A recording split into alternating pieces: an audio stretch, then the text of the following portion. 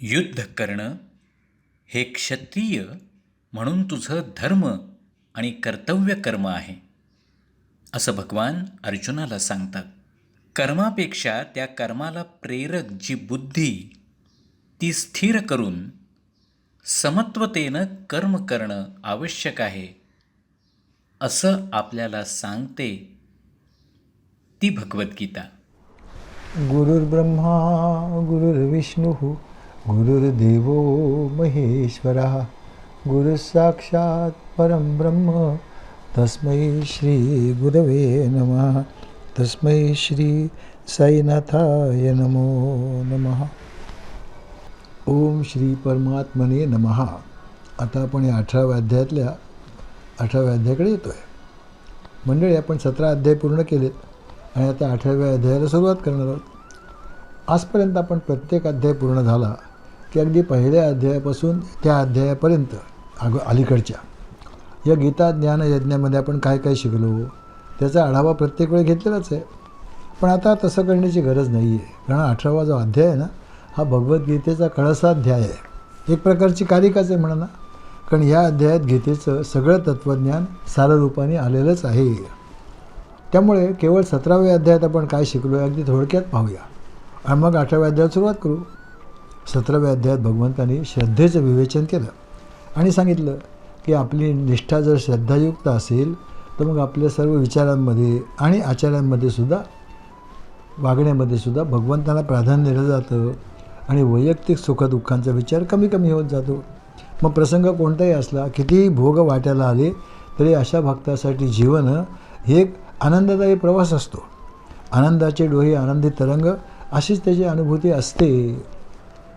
17व्या अध्यायात 3ऱ्या श्लोकामध्ये भगवंतांनी सांगितलं की श्रद्धा मयोयम य पुरुषो यो य श्रद्धस्स एव सहा. प्रत्येकाचं जीवन आपापल्या श्रद्धेप्रमाणे चालतं. जशी श्रद्धा तसे त्याचे विचार, जसे विचार तसं वागणं. पण माणसाची श्रद्धा त्याच्या स्वभावाला अवलंबून असते. स्वभाव सात्विक असेल तर श्रद्धा सात्विक, स्वभाव राजसिक असेल तर श्रद्धासुद्धा राजसिक, आणि स्वभाव तामसिक असेल तर विचार आणि आचारही तसेच. मागच्या अनेक जन्मात आपण जी काही कर्म केली ना, त्याचा एकत्रित संस्कार आपल्या अंतःकरणावर, आपल्या मनावर होतच असतो. ते सूक्ष्म संस्कार घेऊनच आपण नवीन देहात, नवीन जन्मात प्रवेश करतो आणि ते जसे असतील ना तसा आपला उपजत स्वभाव असतो. प्रत्येकाचा स्वभाव निराळा आहे नक्कीच, पण प्रत्येकाचं स्वरूप शेवटी एकच आहे की नाही, सत चित आनंद स्वरूप. म्हणून मग सर्व साधनांचे, मग तो कर्मयोग असो, ज्ञानयोग असो, अष्टांग योग असो किंवा भक्तियोग असो, ध्येय एकच आहे, आपला स्वभाव बदलणं. आणि स्वभाव नक्की बदलता येतो बरं का. स्वभाव जर तमोगुण प्रधान असेल तर प्रथम रजोगुणात जाणं आणि रजोगुणातून सत्वगुणात जाणं आणि त्यानंतर तोही ओलांडून गुणातीत होण्यासाठी सगळ्या साधना आहेत. आपापल्या स्वभावाप्रमाणे सात्विक लोक देवदेवतांची, राजस माणसं पैसा आणि सत्ता यांची, आणि तामस माणसं निकृष्ट प्रतीच्या तत्वांची मदत घेतात. तसंच आहार, तप, दान यज्ञ इत्यादीबद्दलसुद्धा सात्विक आणि राजस आणि तामस लोकांच्या कल्पना वेगवेगळ्या असतात. ती कर्म करण्याचे त्यांचे उद्देश निराळे असतात. मग तपांची अधिक चर्चा करताना भगवंतांनी शरीराचं, वाणीचं आणि मनाचं तपही सांगितलं. आणि शेवटी कर्माचा उद्देश आणि कर्म करणारा अधिकारी यांच्या शुद्धीसाठी ओम तत्सत या मंत्राचं महत्त्व पण विशद केलं. भगवद्गीतेमध्ये आत्तापर्यंत कर्म करण्यासंबंधी, कर्म करणाऱ्या व्यक्तीसंबंधी, कर्म करण्याच्या पद्धतीसंबंधी, कर्म करण्याचा सिद्धांत आणि त्याचा काय उद्देश येतो, मनुष्यजन्माची परिपूर्णता आहे यासंबंधी जे जे निरनिराळे अध्याय सांगितले ना, त्या सर्वांचं सार या 18व्या अध्यायात येणारच आहे. इतका अध्याय महत्त्वाचा आहे. अहो, ज्ञानेश्वर माऊलीने तर हे गीता ग्रंथरूपी रत्नखचित देवालय असं म्हटलेलं आहे आणि 18वा अध्याय हा रत्नजडित असा कळस त्याच्यावर बसवलेला आहे असंही त्यांनी म्हटलं आहे, असं त्यांचं म्हणणं आहे. ज्ञानदेवाने तर ह्या अध्यायाला एक अध्याय गीता असं सुद्धा म्हटलं आहे बरं का. आता आपण 18व्या अध्यायातल्या पहिल्या श्लोकाकडे वळूया. आता 18व्या अध्यायातला पहिला श्लोक आहे. अर्जुनाच्या प्रश्नाने या अध्यायाची सुरुवात होते. अर्जुन उवाच संन्यासस्य महाबाहो तत्त्वमिच्छामि वेदितुम् त्यागस्य च ऋषिकेश पृथक् केशिनिषूदन. अर्जुन म्हणाला, हे महाबाहो ऋषिकेश, हे केशिनी सूदन, मला त्याग आणि संन्यासाचं तत्त्व जाणण्याची इच्छा आहे. हे महाभाव ऋषिकेश आणि केशिनी शूदन भगवंतांना उद्देशून अर्जुनाने विशेषणं वापरलीत. संन्यासस्य त्यागश्च च, संन्यास आणि त्याग यांचं तत्त्वं पृथक, यांचं तत्त्व वेगवेगळं वेदितुम इच्छामी, मी जाणून घेऊ इच्छितो. आता अर्जुनाच्या या प्रश्नाने या अध्यायाची सुरुवात झाली. अर्जुनाचा प्रश्न अतिशय महत्त्वाचा आहे बरं का. त्यामुळे तो नीट समजून घेण्यापूर्वी एक गोष्ट समजून घेणं आवश्यक आहे. या एका श्लोकात अर्जुनाने भगवंतांना 3 नावांनी संबोधलं आहे बघा. महाबाहो, ऋषिकेश आणि केशिनी शूदन. गीतेत अगदी प्रथमच या संबंध गीतेचा आपण अभ्यास केला आहे. त्यातल्या अगदी पहिल्यांदाच एका श्लोकामध्ये 3 वेळा भगवंतांचा उल्लेख 3 निरनिराळ्या नावाने आलेला आहे. यापैकी महाबाहो हा शब्द भगवंतांनी अर्जुनासाठी तर अनेक वेळा वापरला आहे, पण इथे मात्र अर्जुन भगवंतांना महाभाव म्हणतोय बरं का. भगवंत महापराक्रमी तर नक्कीच होते हो, आणि अर्जुन हेही जाणत होता की भगवान श्रीकृष्ण हे काही मर्यादित व्यक्ती नाही आहे. या विश्वामध्ये सर्वांच्या हितासाठी मनुष्य शरीर धारण करून अवतीर्ण झालेलं ते परब्रह्म स्वरूपच आहेत, सर्व सामर्थ्यशील आहेत, आणि म्हणून महाभाव. दुसरा अर्थ असाही असू शकेल की आपण सर्वज्ञानी असल्यामुळे माझ्या प्रश्नाचं योग्य उत्तर देण्यास केवळ तुम्हीच समर्थ आहात. नंतर ऋषिकेश. ऋषिकेश म्हणजे काय? मानेपर्यंत कोरळे केस असणारा, म्हणजे जसं पूर्वीच्या काळी आपल्याकडे हिप्पी लोक आहेत तसं बघा, त्यांचे केस तसे असायचे, एक अर्थ आहे. किंवा हल्लीच्या भाषेत बायका जसा बॉबकट करतात ना, तसा केस असलेला असा एक अर्थ आहे. पण ऋषिकेश शब्दाला एक सूक्ष्म अर्थसुद्धा आहे बरं का. ऋषिक म्हणजे इंद्रिय, सर्व इंद्रियांचं नियंत्रण करणारा तो ऋषिकेश. आणि ऋषिकेश म्हणजे वासुदेवसुद्धा, जो सर्वांच्या हृदयात वसतो तो वासुदेव. अंतर्यामी परमात्मा म्हणजे ऋषिकेश. त्यामुळे अर्जुनाच्या मनात असाही विचार असेल की माझा जो प्रश्न आहे तो मी कदाचित नीट विचारला नसला तरीसुद्धा तुम्ही त्याचे सविस्तर उत्तर द्याल ही खात्री मला आहे. तिसरं केशिनी शूदन. केशिनी नावाचा एक राक्षस कंसाच्या आज्ञेने वृंदावनामध्ये घोड्याच्या रूपाने आला होता.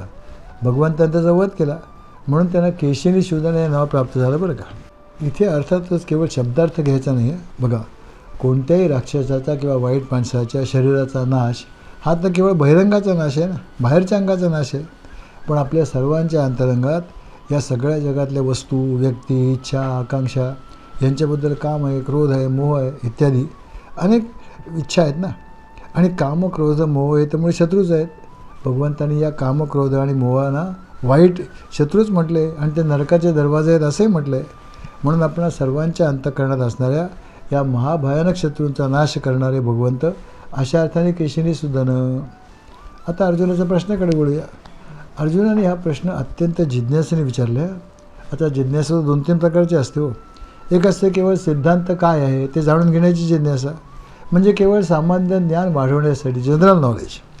दुसरी जिज्ञासा असते ते सिद्धांत जीवनात उतरवण्यासाठी, केवळ माहिती म्हणून लक्षात घ्या ते प्रश्न विचारले जातात.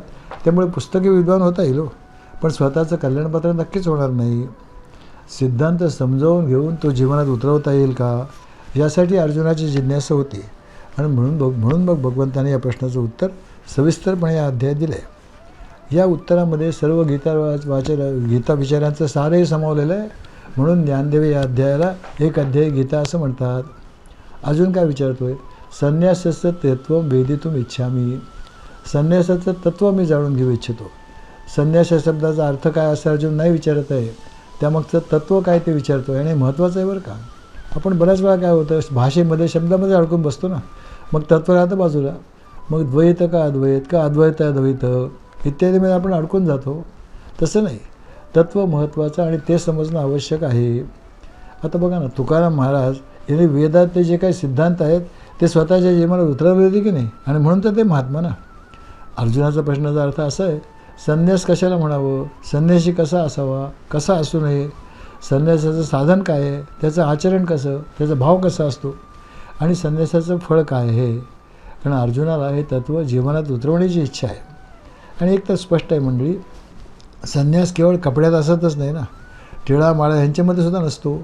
भगवान शंकराचार्याने स्पष्टपणे सांगितलं आहे की केवळ केसांचं मुंडन केलं आणि भगवी वस्त्र धारण केली म्हणून काही कोणी संन्यासी होत नाही हो. न्यास म्हणजे ठेवणं. जसं अमक्या अमक्या वास्तूचा शिलान्यास अमक्या अमक्या मंत्री महोदयांच्या शुभ हस्ते करण्यात आला वगैरे वगैरे. म्हणजेच काय झालं, त्यांच्या हस्ते त्या वास्तूचा पहिला दगड योग्य जागी बसवण्यात आला असाच अर्थ असतो की नाही. तो आहे न्यास. मग संन्यास म्हणजे सम्यक न्यास. हा प्रत्येक गोष्टीला योग्य जागी ठेवणं. म्हणजे जो कोणी कर्म करतो आहे ना त्याचं योग्य स्थान, कर्माचा सिद्धांत, कर्माची प्रक्रिया, कर्माच्या फळाचं नियंत्रण, या सगळ्या गोष्टींचं स्पष्ट ज्ञान आणि त्याप्रमाणे आचरण म्हणजे संन्यास. अजून म्हणतो आहे, हे संन्यास तत्व मी जाणू इच्छितो. काय होतं, ज्या क्षेत्रामध्ये आमची इंद्रिय, अनुमान, तर्क, अनुभव काहीच काम करत नाही तिथे शास्त्रच आपल्या मदतीला येतं ना. तिथे शास्त्रग्रंथच मदत करू शकतात. जसं बघा ना, पूर्वीचा जन्म, पुढचा जन्म, पाप पुण्य, स्वर्ग नरक, इथे मध्ये आपला तर्क, अनुमान, अनुभव काहीच कामाला येत नाही. मग तिथे आपण शास्त्रांची मदत घेतो आणि प्रथम तरी ती तत्त्व केवळ श्रद्धेने स्वीकारतो. हे खरं आहे ना. संन्यास म्हणजे नक्की काय, हे अर्जुनाला खरं तर फार अगोदरच विचारायचं होतं असं दिसतं. अगदी दुसऱ्या अध्यायापासून अनेक ठिकाणी संन्यास आणि योग, त्याग हे शब्द आलेले आहेत. भगवंताने अर्जुनाला तेही सांगितले की तू योगी हो, ज्ञानी हो, आत्मा आणि परमात्मा यांच्या अनुभवामध्ये स्थिर राहा. सर्व साकार, जड, स्थलकालाच्या मर्यादेत वावरणारं हे जे काही आहे त्याचा त्याग कर. सर्व कर्मसन्यास करणं म्हणजेच सर्व जडतेचा त्याग करून चेतन परमात्मा तत्वासाठी पाशी स्वतःला जोडणं, हा आहे संन्यास. म्हणजेच हा झाला ज्ञानमार्ग. अर्जुनाचा प्रश्नाचा दुसरा भाग आहे, त्यागस्य तत्त्वं वेदितुम् इच्छामी. त्याचप्रमाणे त्यागाचं तत्त्वही मी जाणून घेऊ इच्छितो. हे म्हणण्याचं कारण असं आहे की भगवंताने असंही सांगितलं आहे की कर्म करावंच लागतं. त्याला कर्म कधी टाकताच येत नाही. मग काय टाकावं, मी करता हा जो अहंभाव आहे तो टाकावा आणि फलत्यागही व्हावा. अशा युक्तीने कर्म करावं. योग हा कर्मसु कौशलम.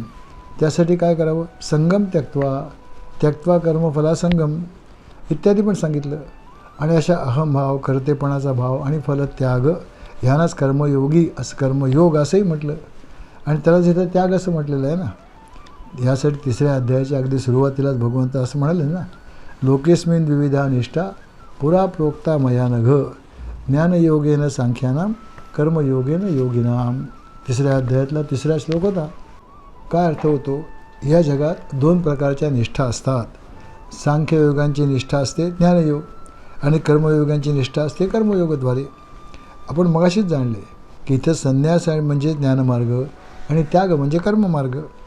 आणि म्हणून मग जसं संन्यास म्हणजे नक्की काय असं विचारलं ना, तसं त्याग कशाला म्हणायचं, त्यागी कसा असावं, त्यागाचं साधन काय आहे, त्यागी माणसाचं आचरण कसं असतं, त्याचा भाव कसा असतो आणि त्यागाचं फळ कसं असतं, काय असतं, हा अर्जुनाचा प्रश्नाचा रोख आहे. अर्जुनाचं गोंधळ होणं अगदी स्वाभाविक आहे. कारण संन्यास आणि त्याग हे शब्द गीतेमध्ये अनेक वेळा आलेत. ह्या दोघांच्या अर्थामध्ये अनेक साम्य आहेत, त्याचा फरक पण आहे ना. अर्जुनाने अगदी थोडक्यात प्रश्न विचारला आहे, पण शिष्याने जरी प्रश्न कसाही विचारला ना तरी ज्ञानी सद्गुरू त्याचा आशय जाणून उत्तर देत असतात. भगवंताने याच अध्यायात दोन्ही तत्वांचं स्पष्ट विवेचन केलं आहे. हे आपण त्यावेळी पाहणारच आहोत. अगदी थोडक्यात असं म्हणता येईल की संन्यास घेणारी व्यक्ती असते आणि त्याग वस्तूचा होतो.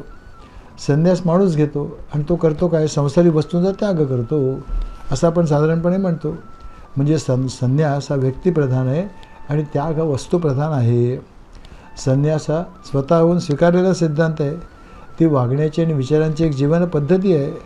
आणि त्याग काही नुसतं बोलून होत नाही, प्रत्यक्ष क्रिया करावी लागते. म्हणून दोघांमधला फरक जाणून त्याप्रमाणे जीवन बदलण्याचा प्रयत्न करणं हे साधकाचं लक्षण आहे ना. आता भगवंत या प्रश्नाचं सविस्तर उत्तर द्यायला सुरुवात करतात बरं का, दुसऱ्या श्लोकापासून. तोही पाहूया. हरिओम.